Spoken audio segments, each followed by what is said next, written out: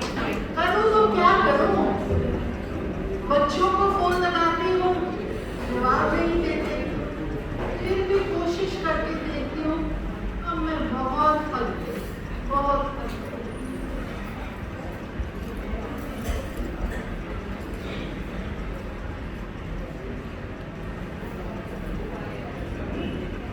छोटी बेटी तो कभी फोन ही नहीं उठाती।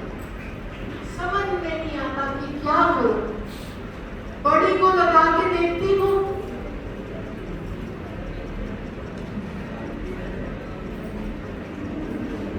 हेलो बिंदु बेटा। हाँ बेटा।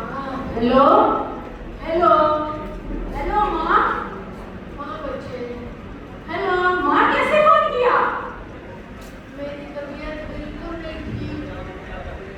10 दिन हो गए, बुखार टूटने में नहीं आ रहा। अरे माँ, डॉक्टर को दिखाया, दवाई ली? दिखाया तो था, पर आराम नहीं आ रहा। मैं बहुत कमजोर पड़ गई। अरे माँ, छोटी को फोन किया? छोटी तो कभी आपका फोन उठाती ही नहीं, हमेशा हर समय हिस्से की बात करती है। हिस्से में उसको सबसे पहले सब कुछ चाहिए। माँ, मैं क्या क्या करूँ? मेरे पास ऑलरेडी इतने काम है।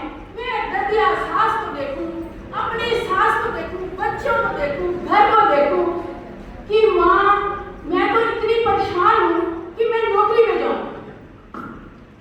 आप बोलो, अब क्या करूँ मैं? बोलो मैं। मुझे अस्पताल में दाखिल कर दो। अच्छा माँ, मैं अभी आती हूँ, अभी आ रही हूँ माँ। आप रखो फोन, आप उतनी देर दवाई खा के आराम करो।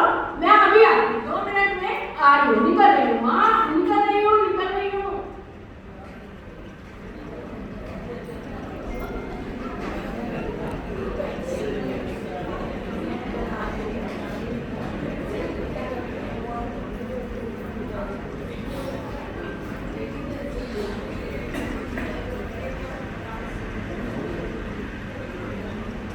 जय श्री कृष्ण माँ। क्या हुआ? ठीक है? दवाई खा के ठीक लगा? हाँ। बहुत कमजोरी है बेटा। समझ में नहीं आ रहा क्या करूं। चलो मैं आपको ले चलती हूँ। चलो उठो, आपको दिखाती हूँ। अस्पताल ले जाओगी? हाँ, बैठो बैठो। अब कैसा लग रहा है माँ? आगे से बड़ी चलो ठीक है माँ। माँ,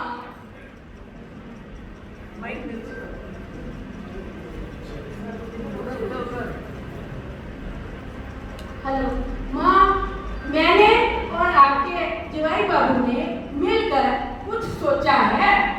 माँ, मुझे लगता है कि आप यहाँ पे घर में अकेली पड़ी रहती हो, तो हम दोनों ने मिलकर ये सोचा है कि इस घर को हम बेच देंगे और आपको वृद्धाश्रम में ले चलेंगे। अरे माँ, ऐसे क्यों देख रही हो? माँ, तुम शौक ना हो। वहाँ पे वृद्धाश्रम में आपको बहुत सारी फैसिलिटीज मिलेंगी। डॉक्टर 24 घंटे वहाँ पे होगा और खाने पीने की व्यवस्था होगी, और आप जैसे बहुत सारे लोग वहाँ पे वृद्धाश्रम में आपको मिलेंगे। और आप माँ, और तो और आपका वहाँ पे मन लगा रहेगा। आप बहुत खुश रहेंगी माँ वहाँ पे। चलो चलो, आपके जवाई बाबू तो पहले से ही वृद्धाश्रम में जाके सारी फॉर्मेलिटीज पूरी कर रही है। चलो चलो, उठो माँ, उठो उठो, चलो।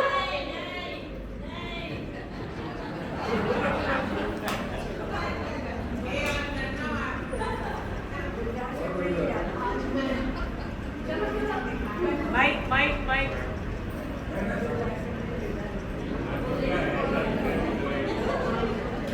माइक दे दो।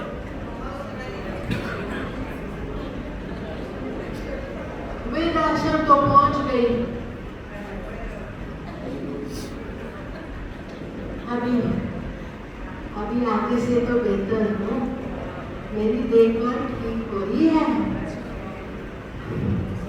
अरे बहन जी, आप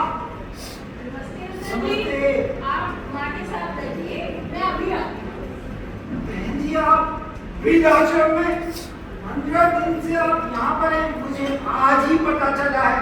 मैंने सोचा आपसे मिला तो, और ये वृद्धाश्रम समझ नहीं आया। भाई साहब, आज कितने दिन हो गए बुखार चढ़ रहा था, इतनी कमजोरी आ गई, सोचा कि अब तो बच्चों को बताना ही पड़ेगा। छोटी बेटी को फोन किया, उसने फोन नहीं उठाया। बड़ी को किया, उसने इतनी जली कटी सुना दी।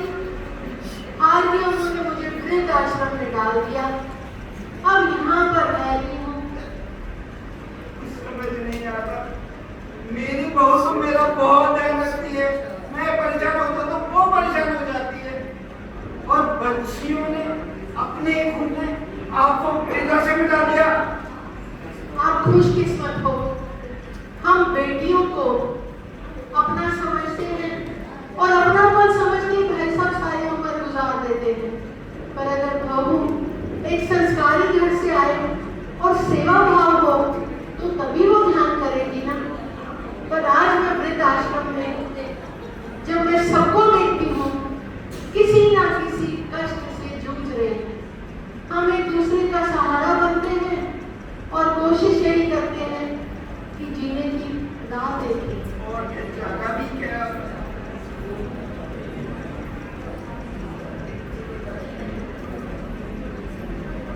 आइए हम सब मिलकर एक ऐसा समाज बनाएं जहां माता पिता की देखभाल की जिम्मेदारी बेटा व बेटी दोनों की हो।